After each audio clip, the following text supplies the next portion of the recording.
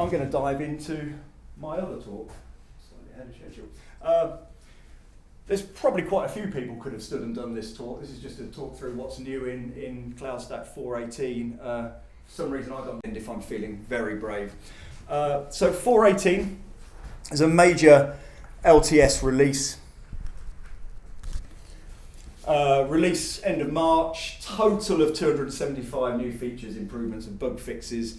In terms of significant features, 20, 21, depends what meets the cut of it being seen as a significant feature. It's an LTS release, so that means until September 2024, for that period, in theory, the community supports that release. So it'll be EOL in September 2024. First major new feature is concept of edge zones. So CloudStack's been behind the game a little bit in terms of its edge story, and you've got this. I guess everybody in the room knows the concept of edge computing. We want to put stuff out of the edge for computing power out of the edge for the purposes of bandwidth, having stuff out there away from the core of the data center. And CloudStack's never really had a model to support this. Lots of organisations, Alex, I know where you used to work, sort of fudged it and sort of managed to do some stuff down at the edge, but CloudStack never really had core constructs to support that.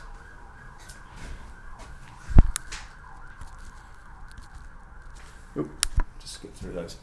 So 4.18 introduces edge zones. So when I go to create a zone now in CloudStack, traditionally it would just say, well, what do you want to call your zone? It now asks you, do you want to create a core zone or an edge zone?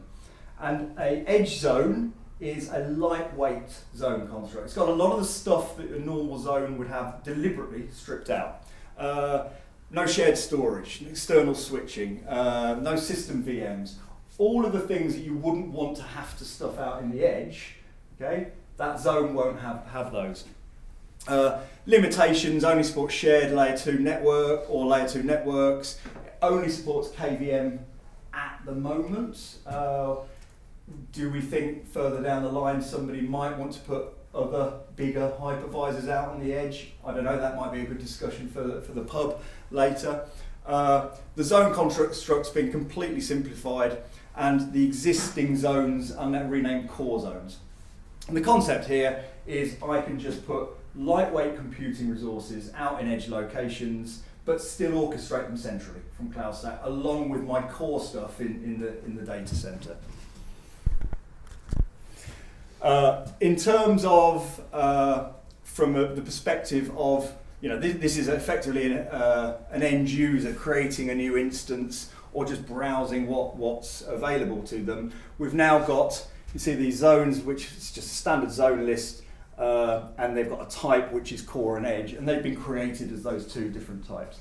I think there's some further refinements and some sort of UX stuff that probably needs to go on with this in the later experience, because you might end up with 2,000 edge zones, and simple things like when you then choose the zone as a user to deploy an instance, if you've got access into that zone, you're getting very long lists of things. So I think a bit of tinkering will be required there. Okay, next is integration with Tungsten Fabric. You're going to get another call out, Elsa. Tungsten Fabric is an SDN platform. Originally was called Open Contrail.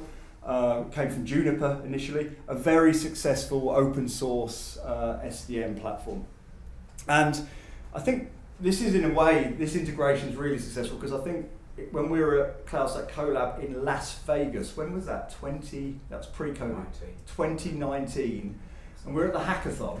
This is where this idea was discussed, and Cy was pushing and saying, look, we need some SDN integration. A big conversation happened, which one? Tungsten seemed to be the favourite, and off people went, did a lot of work over a number of years and came back, and now finally in CloudStack 4.18 we've got the integration with Tungsten Fabric. This basically, Tungsten as a platform is an overlay networking platform. In fact, Alex, you'll talk later. You're focusing in this in detail, aren't you? It's open source, And it solves a lot of the complexity issues you have because it's overlay, it's policy based, etc., etc. And ultimately what's happening here with this integration is we can now use Tungsten Fabric as an isolation method, and it effectively replaces the virtual router.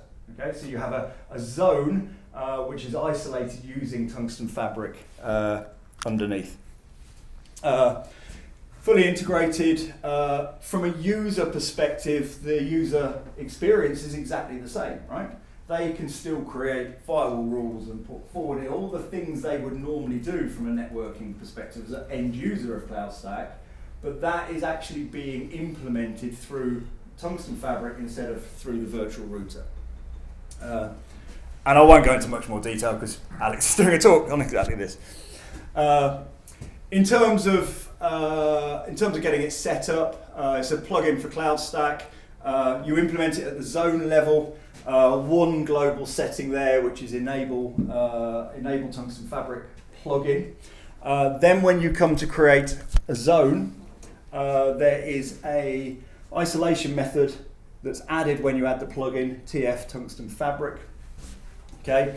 By choosing that at the next stage of the add zone wizard, you then get some Tungsten specific configuration information, what the provider name is, the host name. Again, I think this is all in your talk later, isn't it? Okay, so I'm just trying to show how easy it is to add this in. It supports a lot of the stuff that CloudStack can do for a user, but not everything. I think here there was a question of some things didn't make sense to support and some things it just wasn't enough time to support. Is that a fair? Yeah, time was right. We were so far behind anyway implementing it that I think VPC is going to be pretty straightforward. We've already done a lot of training about that, right, Alex? Yeah. So there's work left to do. It doesn't support everything that CloudStack because it natively runs BGP. It's easy to plug public Elixir, right? So. Brilliant. Okay, so thank you again, Si. Well done. Okay, CloudStack auto-scaling. So CloudStack's had auto-scaling functionality for forever, since I've been involved with the project. But that functionality always required an external device to actually give you the metrics for the auto-scaling. And I think the actual support was developed by Citrix years and years and years ago. It required a NetScaler, and I don't know many people who ever sort of actually ran it in production. So what we're talking about here is native auto-scaling in CloudStack with no other devices required. And I assume that everybody knows what auto-scaling is, but I suppose just to sort of recap, it's the idea that we can react to demand, react to needing more capacity in our infrastructure and create and scale horizontally by creating more instances to serve that. So a simple example, you've got a very busy website, you've got a pair of web server, Nginx servers serving it, and then when it gets busy at various points based on what's happening on the load balancer or something, you need to scale up. And then you need to scale back down again when that load's gone away. And all of that stuff now can happen natively in CloudStack. It's native, no third-party hardware, software, hypervisor agnostic, doesn't matter what hypervisor you're running. I'll talk about the metrics in a second. There's a wide range. We can base it on the load balancer, we can base it on the average VM performance, instance performance across the group. Policy-based, we can specify the minimum, maximum number of instances, the interval, how many minutes it takes to reevaluate before it scales up and scales down, and it can all be done from the user interface or from the API. So there's a new construct supporting auto-scaling. It's called the auto-scale group. You'll see it in 4.18. It's a top-level menu command under the compute section. And the auto-scale group brings together a whole set of other entities. So first of all, it brings in a load balancer, okay? Because if you're going to auto-scale things, you're going to scale things, you need something to balance it, right? So you've got to have a load balancer to start this. It has to be in a particular zone. You have to give it a template because what it's going to do is create more instances based on demand. So it needs to know what template to base that on. Also needs to know what compute offering, how many vCPUs, how much memory to give it each time. It has to respond to a load balancer, and then you can also give it a data disk. And that policy, and you've also got the policies themselves, which is the actual rules, how it's going to evaluate, when it's going to scale up, when it's going to scale down. And the actual policy, so the actual group will then go and create instances as demand increases. It will remove instances as demand decreases.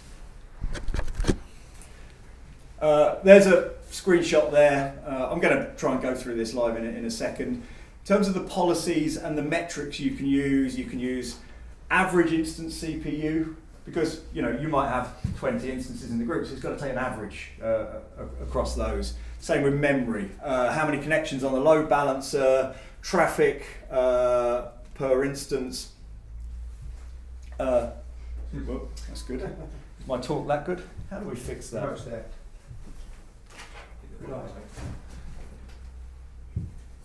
Don't put the football on, Steve.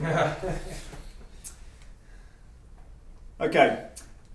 The really nice thing, the metrics there are gathered from two places. So either from the underlying hypervisor, which is for the things like the CPU and that sort of thing, or from the virtual router, which are things for things like the number of load balancer connections and that sort of thing.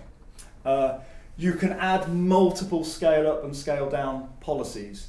So in each policy, you can add as many counters as you want, but get this the right way around. These are ANDed between them in a policy. Is that correct? Somebody help me. Yes, thank you.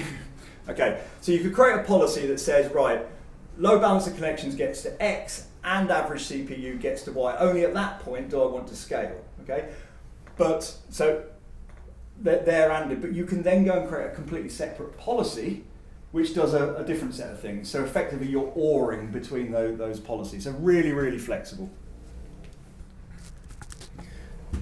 There's all sorts of advanced settings as well. When it gets rid of the instances, how long's the grace period before it expunges them, how often it's polling, minimum number of members, maximum number of members, because even though you think you might have a crazy amount of demand, you might also have cost restrictions or capacity restrictions in terms of how many instances you can actually spin up. Okay, next feature is managed user data. Guido's an expert on user data, and you did a talk on it in. Did you do a talk on user data? Yeah, you did. Yeah. Yeah. You never thought I could fill a talk with just talking about user data. I'm going to do 2 slides on it. Okay, so user data. User data, if you weren't aware, is our ability to get config data down onto an instance at boot time. Did I describe that correctly? Thank you. Now in CloudStack, user data has basically been a piece of text that when we create an instance, we create a VM, you stick that text in and it gets sent down to the machine. Okay? What we now have with managed user data is effectively a library of a catalog of user data and the ability to add in variables. You can then attach those library entries to a template, to a specific instance, to whatever you want. Okay, so you can reuse and you can centrally manage those user data settings. It's again next to the autoscale group I was just talking about, top level menu item user data. It manages the scripts, associated with a template, an ISO image, or a specific instance, and it supports custom parameters. So if, for example, you wanted user data to install MySQL, to configure it, to get the database up and running, you might want parameters in terms of the account name and the password that you want to pass in that's generated upstream from somewhere else. We also have an override option, and you can control. So if you've got this in a template, that's whether you're going to allow a user, when they deploy that with that user data, they're going to be able to override that at that point. So really, really flexible. Okay, 2-factor authentication at long last. You can now use 2FA on the CloudStack UI. I think everybody knows what 2FA is. What we've actually got here is a 2FA framework, so it's a pluggable framework. So the logic is you can come along with any authenticator, any provider you want.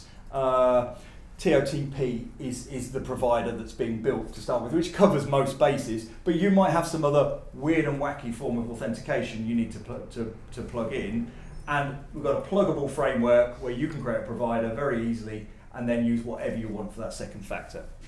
Can be enabled individual user, domain, or globally, and there's also the concept you can enable it and then you can enforce it. So you could take a domain and you could say, right, these guys all have to use 2FA.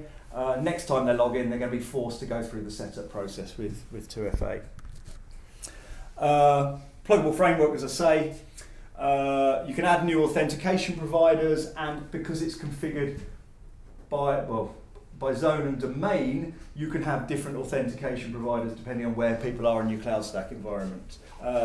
Use as many providers as you want. The TOTP plugin, TOTP, what's that stand for? Time-based one-time password. Pretty much most of the common authenticators out there nowadays, Google Authenticate and Microsoft, etc., supports TOTP. So there's a plugin which basically means you can support any of those. The setup process for a user is all part of what is in the plugin and in the framework for CloudStack, the QR code, however the plugin wants to support that. Okay, we can now fully encrypt volumes. So we've got full on-disk volume encryption using Lux 1. You can tell this isn't my area, can't you? This is only supported in KVM at the moment. Okay? So literally when you do this at the disk offering level, somewhere here, can't really read that, bang, choose encrypt. The disks based on that offering will get encrypted when they're created. Okay, API-driven console access. Traditionally with CloudStack, console access has just been a question. It's been a UI thing, right? So you've just been there with some HTML using the inside with the console. We now have an API call which will return a URL for console access. Okay, one-time use URL. What that's facilitating is if you want to give console access into third-party systems, or you want to access the console from the API from anywhere, you can now do it. Okay, so it's not just the CloudStack UI that can give you console access. You can get it from anywhere. Use cases, things like help desk systems. So if you're running a CloudStack environment, you've got an alternative help desk system, you could do some integration with the CloudStack API for people to be able to get to the console from your help desk system, for example. There's a whole load of security stuff around that. That uses a one-time token. There's also a token you can pass around as a reference, as a key basically between the systems, so you keep track of who's requesting what. Okay, adaptive affinity groups. So we've had affinity groups in CloudStack for years. There were two types of affinity group, affinity and anti-affinity. There's now 4 types of affinity groups. Affinity and anti-affinity, strict and non-strict. Traditionally with CloudStack, they were all strict, right? So if it couldn't meet the rule of your affinity group, it just wouldn't deploy. You'd get an error, it'd fail. Okay? So you can choose to keep that by specifying an affinity group to be strict. If you mark it as being not strict, CloudStack will then use its deployment planners to put it somewhere else. It will try and meet your rule, but it might not be able to meet your rule. So there's a lot more flexibility there. Okay, it's my favourite. I love this. The global settings finally has some sort of structured UI. Okay, this isn't going to win any prizes, but we should have had it years ago. But we've traditionally had this, key value pair, which is, I guess, everybody in the room loves using. It's very, very simple. Quickly search for a setting. But one thing was mentioned a few times on mailing lists when people first get CloudStack. One of the things we do I know I certainly do, when you first get a piece of software, you look at it, you go into its options, you go into its settings, you have a nosy around and see what's available, what's configurable. And CloudStack never had that. It had 400 key value, which a lot of the names of them didn't make a huge amount of sense. So there's now a more structured global settings with some categorization, there's some proper toggle buttons for Boolean values, there's some drop-down lists and those sort of things, which, to be honest, I mean, just makes life, I think, a little bit easier when people are first deploying CloudStack. Everybody here will be pleased to know you can still do a search and it will give you the name, the key value pairs like you've been used to. So, you know, you can still do it the old-fashioned way. Okay, live demo. Am I feeling brave? Okay, shout out. There's a lot there I could demo. Anybody got any preferences, what they'd like to see? I've got 10 minutes, or we can just go straight to questions. What an interested bunch. Okay. Okay. That's how brave I was, Dan. I was. Show them all. Okay. Let's now.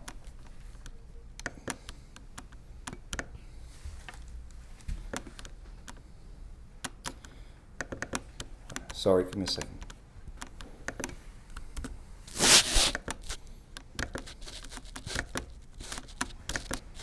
Do you have the 2FA enabled somewhere in an account? Oh, we can try enabling it. Because one of the things we did is there's a feature we developed years ago where you could set a IP restriction on an account. So you could have the API open for the world, but admin accounts could be locked down to certain IP, and I think 2FA is much easier than having IP restrictions. Got to be. Yeah. It's got to be, and as well, I think, you know, ultimately more flexible, isn't it? Because you're putting the user in control. Yeah. Okay, right.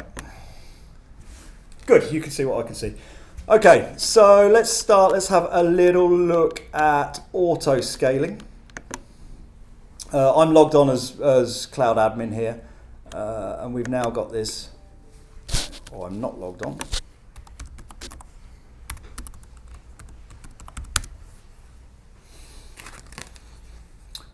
Okay, so I've got an auto-scaling group pre-configured. I'm just going to walk you through the how to actually create one, and then I'll show you that working on that pre-configured one. So a new auto-scale group. A lot of this looks like creating an instance. So again, if you remember that diagram, it pulls together, first of all, what zone I want to deploy into. While we're there, there's a lot of edge zones in there, you can see. It's something else I'm going to talk about in a second. Okay, choose what template I want to use, what compute offering. Giles, Ask. would it be possible to move? Am I in your way? We don't see the screen very well. Will people at home be able to see me? Is that better, Lucian? More? Yes, but maybe more for the camera. Yeah, it's fine on the camera. So. All right.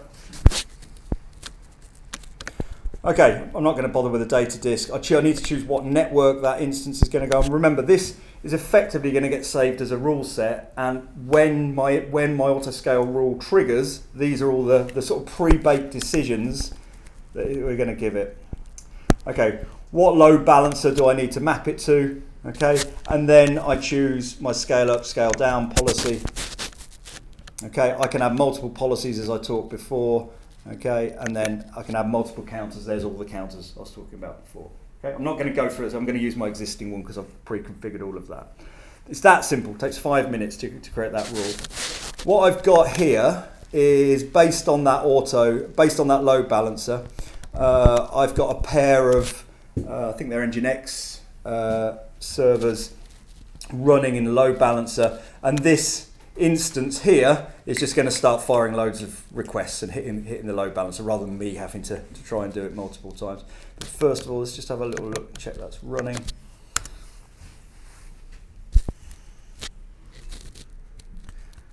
It is, yeah, okay. So the moment I start this is literally on boot, just going to start making HTTP requests to the load balancer. Okay. Okay, that's it. There you go. Now, my auto scale rule, I think I've got set to evaluate every minute. It's going to take time, and that will take time to get to request. So we'll look at some other bits whilst that's going. Can I make a request there? Yes, you certainly can, Don. I think in 4.18 there's also an improvement on historic metrics for VMs. Okay. Could we have a look at that? The metrics view. You know what, there is. I didn't make it on my presentation. Thank you, Don. He's found a feature.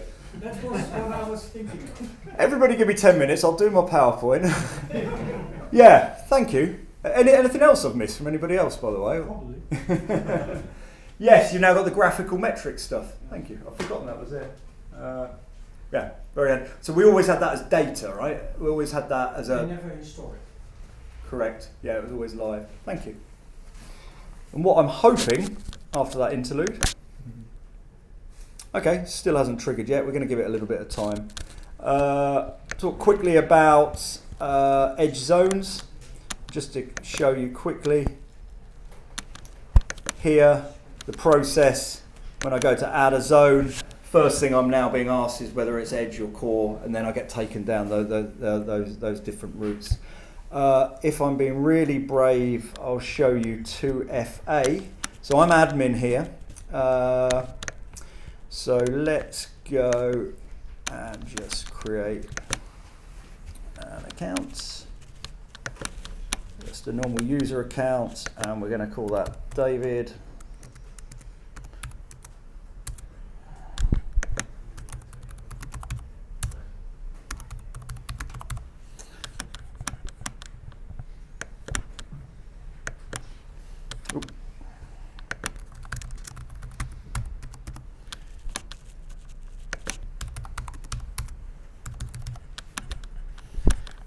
There. Okay, so first thing to set up 2FA is we use the lovely new global settings and do what I know everybody in this room is going to do and just quickly search for the key value pair they want from before. Okay, so enable 2FA means the plugin's installed and running. Mandate 2FA. This is a global setting I'm making at the moment. If I do that, every account on this environment is going to suddenly have to go through the 2FA registration process. I can also do that at domain level. I could do that at individual user level. Now, I'm not going to mandate it because I don't want everything to blow up on me. So I'm going to log in as David and then actually choose to set up 2FA myself instead of that being mandated.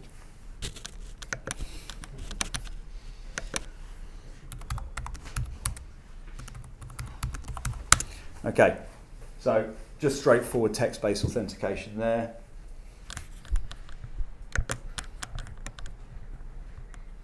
Go to my profile, and I think it's that one there, set up two-factor authentication. Okay, these are the different providers we've got installed here. Static pin, I think, is basically does anybody know anything about that? I think it's basically just a test harness for doing a secondary pin. It isn't really, in my opinion. Second password. Say again? Yeah. Second password, yeah. To me, that's the same factor, right? But yeah, I think this is more a demonstration that the framework can support different providers. You can take these out, by the way. There's one of the global settings is provider list, and you just strip that out, and it will disappear from the list. I'm going to go with Google Authenticator.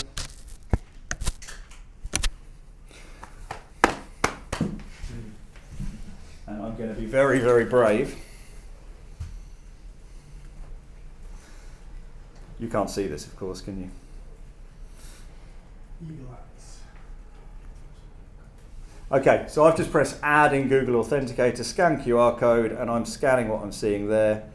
Okay, I've got lots of real things set up in Google Authenticator, but now I've got one called CloudStack European User Group brackets David, right? So that description was set with another global setting. Okay, and that's given me my code 239. And there we go. Okay, that was a good demo. How did it say? I don't know. Said the pen was wrong. Code. Human error. Okay, user error.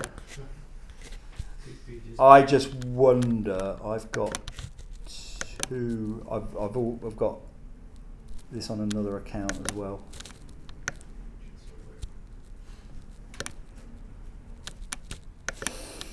That isn't healthy. I think I might have found a bug. I'm just going to log in with an account I know I've got this set up as.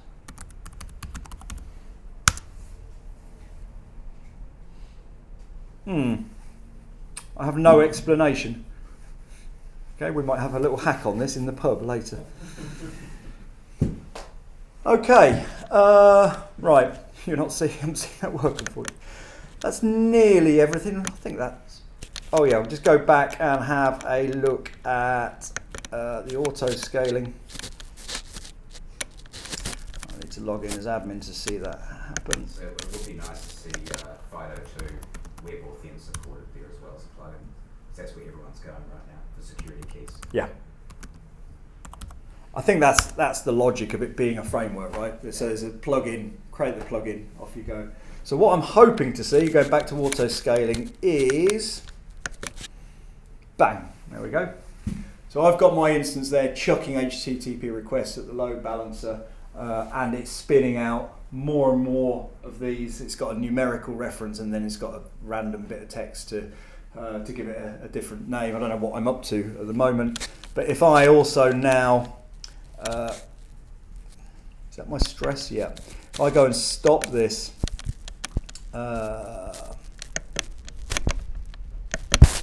in another few minutes, you're going to start to see those instances being destroyed, and then depending on what I put on the expunge grace period in the auto scale rule, they will then be expunged. Okay, so it's scaling up the load and coming down again. Okay, that is, I think, just about everything from me.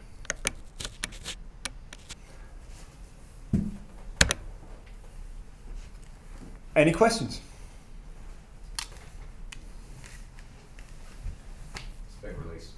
It's awesome. Yeah, fantastic release. And a lot of people in this room have done a lot of work towards that release. It was a really good community effort. And thank you, Dan, for doing the work. Yeah.